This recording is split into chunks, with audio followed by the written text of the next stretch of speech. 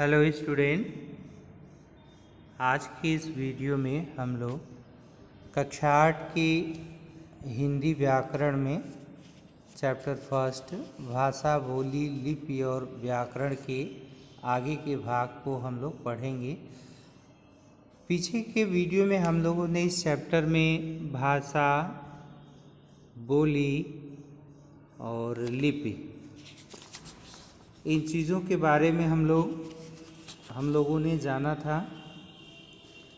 मातृभाषा क्या होती है, राजभाषा क्या होती है।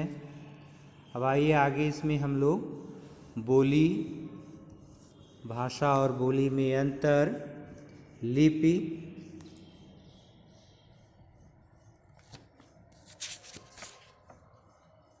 और व्याकरण के बारे में जानते हैं।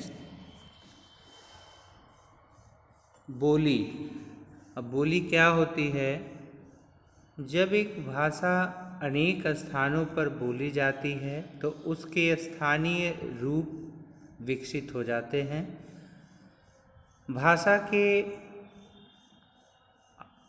स्थानीय या क्षेत्रीय रूप को बोली कहते हैं। बोली में लोकगीत गाए जाते हैं, कहावतें तथा लोक कथाएँ कही जाती हैं। बोलियों का अपना कोई लिखित साहित्य नहीं होता है, यानी बोली में जो है साहित्य की रचना नहीं होती है। देखिए, बोली जो है एक क्षेत्र विशेष में बोली जाती है या सीमित होती है।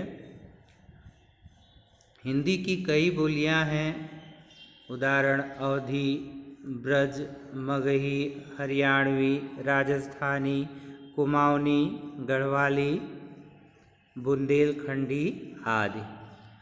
जब किसी बोली में साहित्य लिखा जाने लगता है तो वह बोली उपभाषा बन जाती है। ब्रज और अवधी हिंदी की बोलियां हैं, पर कालांतर में वे उपभाषाएं बन गईं। हिंदी के प्रसिद्ध कवि सूरदास ने ब्रज भाषा में सूरसागर की तथा महाकवि तुलसीदास ने अवधी भाषा में रामचरितमानस की रचना की। तो जब बोली में साहित्य लिखा जाता है तो वह बोली जो है बोली न रह करके उपभाषा बन जाती है। तो ऐसे अपवाद हैं कि बोली में साहित्य की रचना होती नहीं, लेकिन ये रचनाएं हैं कुछ जिसमें जो है जो आगे चलकर कालांतर में उपभाषाएं बन गई। हिंदी के प्रसिद्ध कवि सूरदास ने सूरसागर की तथा महाकवि तुलसीदास ने अवधी भाषा में रामचरितमानस की रचना की। कि हिंदी की बोलियां और कहाँ बोली जाती हैं, कुछ जगह का नाम यहाँ पे दिया हुआ है, कुछ बोलियां दी हुई हैं कि कहाँ पे बोली जाती हैं। अवधी, तो अवधी अपने उत्तर प्रदेश में बोली जाती है। हरियाणवी हरियाणा, कुमाऊनी या गढ़वाली उत्तराखंड में। हिंदी की बोलियां और कहाँ बोली जाती हैं? ब्रज उत्तर प्रदेश में, राजस्थानी राजस्थान, बुंदेलखंडी उत्तर प्रदेश में। तो ये तो रही बोली। अब हम देखते हैं भाषा और बोली में अंतर। मैंने पहले ही आपको बताया है कि बोली जो है उसका क्षेत्र सीमित होता है। यह किसी क्षेत्र विशेष में या किसी एक स्थान पर बोली जाती है तो उसको हम बोली कहते हैं। लेकिन भाषा का जो क्षेत्र होता है विस्तृत होता है। भाषा का क्षेत्र विस्तृत होता है जबकि बोली का क्षेत्र सीमित होता है। भाषा के निर्माण के लिए व्याकरण आवश्यक है, जबकि बोली के साथ ऐसी बाध्यता नहीं है। साहित्य रचना करते समय भाषा का प्रयोग होता है, जबकि बोली का लिखित साहित्य नहीं होता। लिपि, अब लिपि क्या है? देखिए, किसी भी भाषा के लिखने के ढंग को ही हम लिपि कहते हैं, यानी कुछ निश्चित चिन्ह हैं और उन चिन्हों को ही हम उस भाषा की लिपि कहते हैं। आरंभ में मनुष्य बोलकर अपने विचार प्रकट करता था। कालांतर में उसने अपने विचारों को अस्थायी रूप देने तथा अपने विचारों को दूसरों तक पहुंचाने के लिए चित्रों को माध्यम बनाया, जिससे चित्रलिपि का जन्म हुआ। फिर उसने मुख से उच्चारित ध्वनियों के लिए कुछ चिन्हों का प्रयोग किया। भाषा के लेखन में प्रयोग होने वाले ध्वनि चिन्हों को लिपि कहते हैं। प्रत्येक भाषा की अपनी लिपि होती है। विश्व की कुछ प्रमुख लिपियां हैं। यहाँ पर देखिए भाषा और उनकी लिपियां दी हुई हैं, यानी भाषा के लिखने के ढंग को हम लिपि कहते हैं। यहाँ कुछ भाषाएं दी हुई हैं। अंग्रेजी, फ्रेंच, स्पेनिश, जर्मन की लिपि क्या है? रोमन है। उर्दू की फारसी है, और तमिल ही है। चीनी चित्रलिपि है। पंजाबी, गुरमुखी, बांग्ला, अरबी ही है। हिंदी, संस्कृत, नेपाली ये देवनागरी हैं।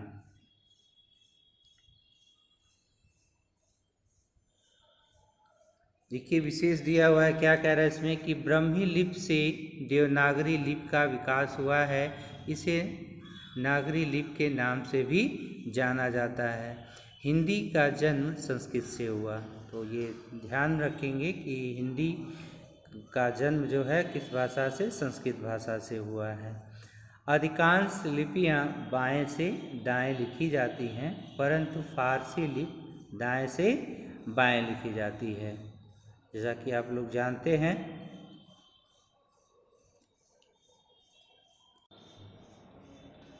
अब आगे देखिए क्या है इसमें? व्याकरण। प्रत्येक भाषा अपने आप में विशिष्ट होती है। उसके मौखिक तथा लिखित रूप को सही ढंग से समझने के लिए व्याकरण का ज्ञान होना आवश्यक है। व्याकरण द्वारा हमें भाषा के नियमों की जानकारी मिलती है। इसके द्वारा हम भाषा को शुद्ध रूप से बोलना, पढ़ना तथा लिखना सीखते हैं। यानी व्याकरण क्या है? व्याकरण जो है किसी भाषा के नियम को बताता है और उसे हमें शुद्ध रूप से बोलना, पढ़ना, लिखना सिखाता है।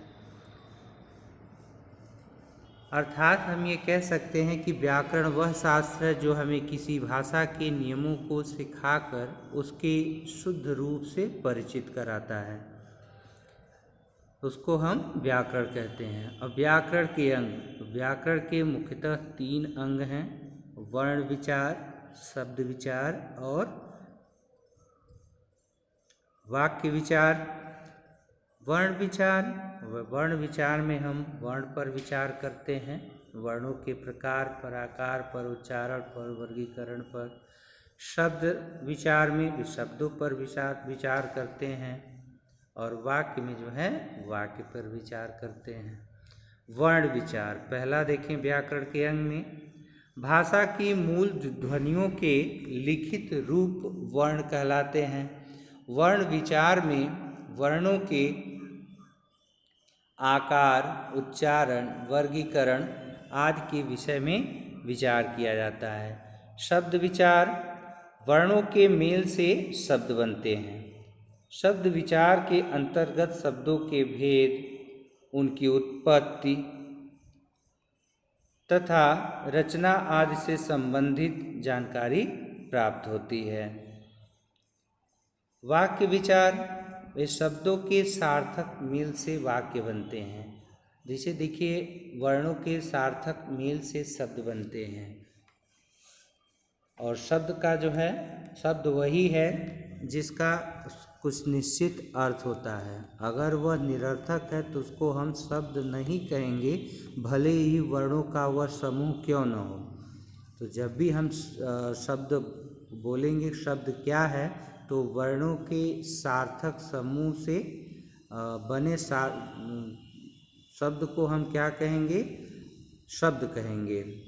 वर्णों के मेल से सार्थक शब्द जो बनते हैं उसी को हम शब्द कहते हैं। शब्द विचार के अंतर्गत शब्दों के भेद, उनकी उत्पत्ति, रचना आदि से संबंधित जानकारी प्राप्त होती है। वाक्य विचार, शब्दों के सार्थक मेल से वाक्य बनते हैं। वाक्य विचार में वाक्यों के अंग, भेद, वाक्य विश्लेषण, विराम चिन्ह आदि के विषय में विचार किया जाता है। तो ये थे व्याकरण के अंग। आगे हम देखते हैं इसमें जो है कंप्यूटर और हिंदी। आजकल कंप्यूटर पर हिंदी का प्रयोग हो रहा है। हम कंप्यूटर में हिंदी को भी टाइप कर सकते हैं, मैसेज भेज सकते हैं, ईमेल वगैरह। आज हिंदी का व्यवहार क्षेत्र निरंतर फैलता जा रहा है। इसे बोलने सीखने वालों की संख्या बढ़ती जा रही है। विश्व के अनेक विश्वविद्यालयों में हिंदी पढ़ाई जा रही है। अतः हिंदी शिक्षण तथा अध्यापन के क्षेत्र में कंप्यूटर का भी प्रवेश हो चुका है तथा यह दिन प्रतिदिन बढ़ता जा रहा है। हिंदी के अखबार तथा पत्रिकाएं इसके द्वारा पढ़े जा सकते हैं। अनेक ऐसी वेबसाइट हैं जिनसे हिंदी साहित्यकारों के बारे में जानकारी मिलती है। इंटरनेट के द्वारा हिंदी में हम ईमेल भेज सकते हैं और अपना ब्लॉग भी हिंदी में बना सकते हैं। यही नहीं, इंटरनेट के द्वारा हिंदी भाषा घर बैठे भी सीखी जा सकती है।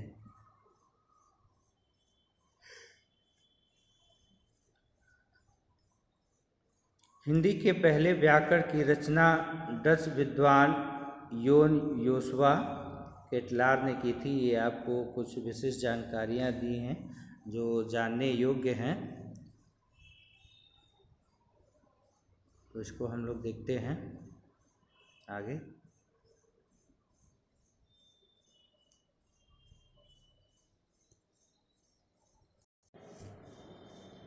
हिंदी साहित्य का पहला इतिहास फ्रांसीसी विद्वान गारसा द तासी ने लिखा। हिंदी भाषा के पहले हिंदी समाचार पत्र उदंत मार्तंड का प्रकाशन सन 1826 में कोलकाता से हुआ। हिंदी भाषा की पहली बोलती फिल्म आलम आरा थी। हिंदी भाषा की पहली आधुनिक कहानी उसने कहा था थी। यानी ये कुछ विशेष जानकारी है हिंदी के विषय में जो दी हुई है आपके पुस्तक में। इसको ज़रूर अध्ययन कर लें, आप लोग याद कर लें ये तथ्य जो दिए हुए हैं। आगे आइए देखते हैं इसमें कि अब तक हमने सीखा, यानी इस पूरे चैप्टर में हम लोगों ने क्या सीखा पढ़ने के बाद। तो जैसा कि हम लोगों ने इसमें भाषा को जाना कि भाई भाषा क्या होती है। तो भाषा हम उसको कहते हैं जिसके माध्यम से मनुष्य अपने मन के भाव या विचार को दूसरों के सामने व्यक्त करता है या दूसरों के मन के भाव या विचार को समझता है, उसको हम भाषा कहते हैं। तो विचारों के आदान प्रदान के माध्यम को ही हम भाषा कहते हैं। भाषा के दो रूप होते हैं, मौखिक तथा लिखित। सांकेतिक भाषा भी होती है, लेकिन सांकेतिक भाषा को हम भाषा का रूप नहीं मान सकते, क्योंकि सांकेत के माध्यम से हम अपने मन के भाव या विचार को पूर्ण तरीके से व्यक्त नहीं कर सकते, स्पष्टता नहीं ला सकते, स्पष्ट नहीं कर सकते। इसलिए हम मौखिक को भाषा का रूप नहीं मानते। भाषा का क्षेत्रीय रूप बोली कहलाता है। जैसा कि पहले ही हम लोगों ने पढ़ा है कि बोली जो है किसी एक विशेष क्षेत्र में बोली जाती है, एक स्थान पर, और उसका क्षेत्र जो है वो सीमित होता है। भाषा का मान्य तथा स्वीकृत रूप मानक भाषा कहलाता है। ध्वनियों के लिए निर्धारित चिन्हों को लिपि कहते हैं। व्याकरण वह शास्त्र है जो हमें भाषा के नियमों की ठीक ठीक जानकारी देता है। यानी व्याकरण वह शास्त्र है जिसके माध्यम से हम किसी भी भाषा को शुद्ध रूप से पढ़ना, लिखना तथा बोलना सीख जाते हैं। व्याकरण के मुख्य रूप से 3 अंग हैं। कितने अंग हैं? 3 अंग हैं। वर्ण विचार, शब्द विचार तथा वाक्य विचार। आइए अब देखते हैं इसमें कुछ प्रश्न अभ्यास दिए हुए हैं। अभ्यास में पहला जो प्रश्न है कह रहा है नीचे दिए प्रश्नों के उत्तर दीजिए। भाषा के कितने रूप हैं, तो उनके 3-3 उदाहरण दीजिए। भाषा के कितने रूप हैं, 3-3 उदाहरण देना है। तो भाषा के कितने रूप हैं, 2 रूप हैं। कौन कौन, लिखित हैं और मौखिक हैं। और इसके 3-3 उदाहरण, यानी आपको इसमें 3-3 उदाहरण लिख देना है, 3 लिखित के और 3 मौखिक के।